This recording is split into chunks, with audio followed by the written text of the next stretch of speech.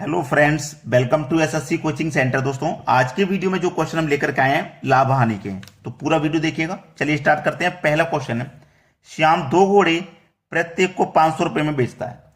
दो घोड़े हैं प्रत्येक को, यानी कि ये पहला घोड़ा हो गया, ये दूसरा घोड़ा हो गया। प्रत्येक को 500 में बेच रहा है, किसको भी 500 में बेच रहा है और दूसरे को भी वो 500 रुपए में बेच रहा है ना।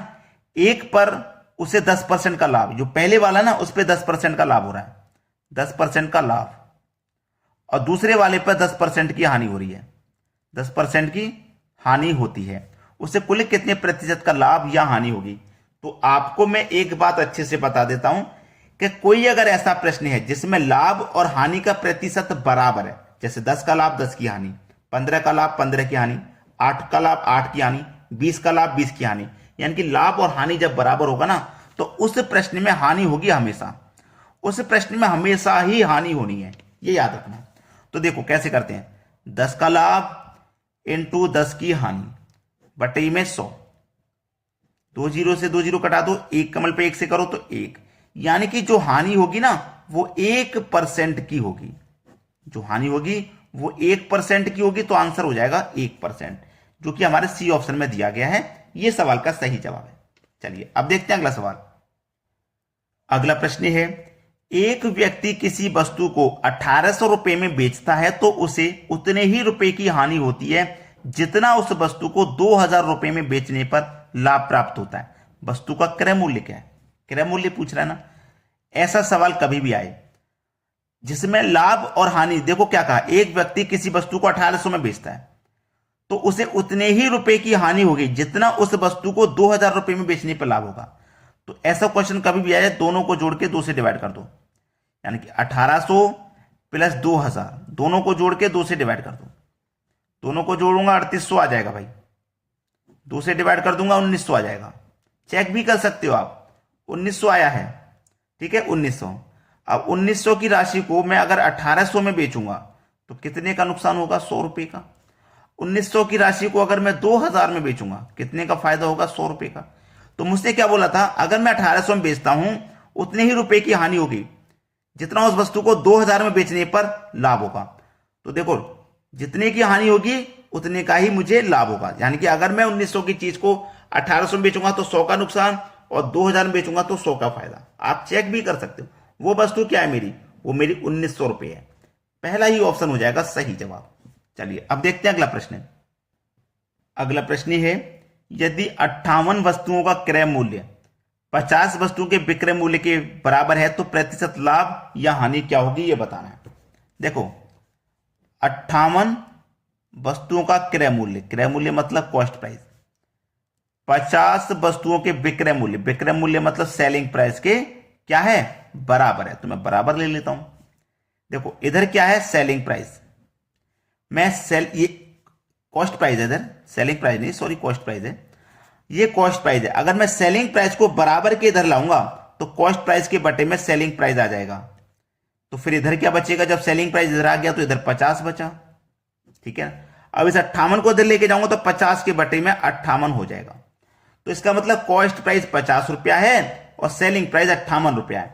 अब 50 रुपए की चीज को आप 58 रुपए में बेचोगे तो आपको फायदा होगा 8 रुपए का। फायदा निकालो चाहे नुकसान, हमेशा कॉस्ट प्राइस पर निकलता है। कॉस्ट प्राइस आपका 50 है और प्रतिशत के लिए क्या करोगे? 100 से मल्टीप्लाई। तो 50 से 100 कट जाएगा 2 बार में, 8 का मल्टीप्लाई 2 से हो जाएगा 16% आपका आंसर आ जाएगा। आपका आंसर क्या हुआ? 16%, जो कि हमारे बी ऑप्शन में दिया गया है। क्लियर हो गया सभी को? अब देखते हैं अगला प्रश्न।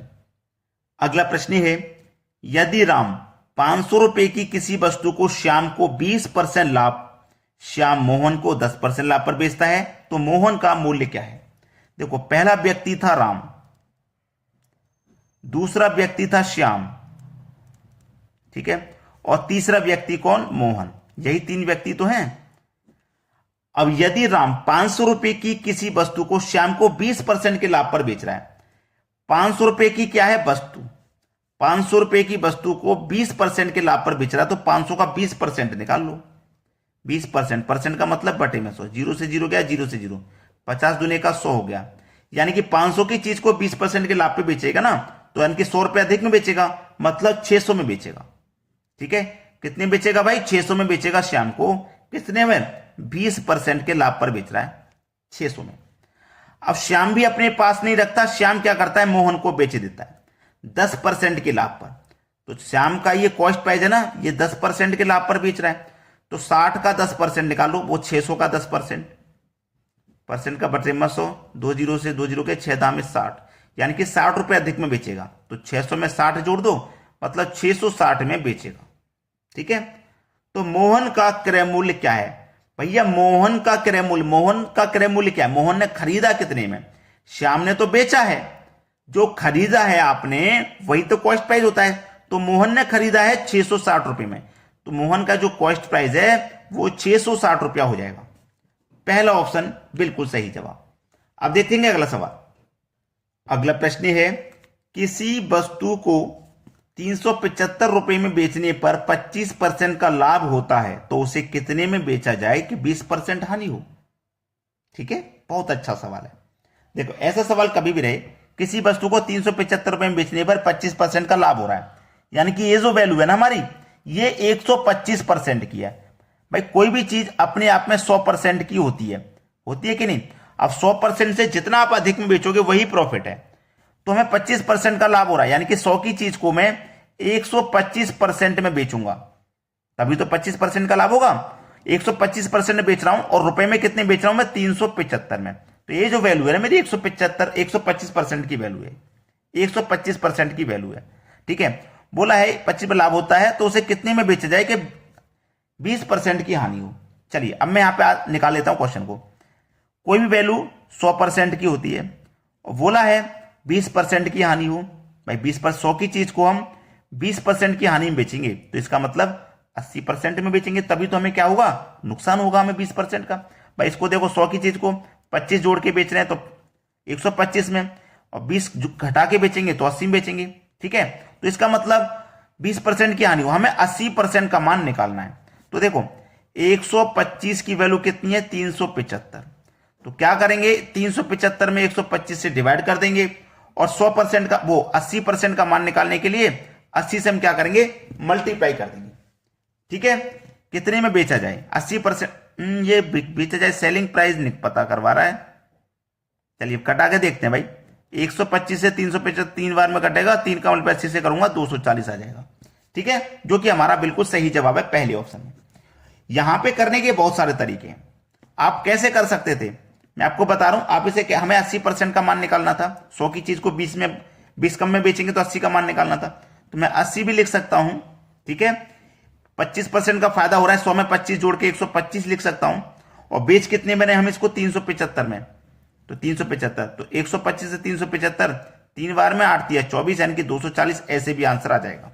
करने के अलग अलग तरीके हैं।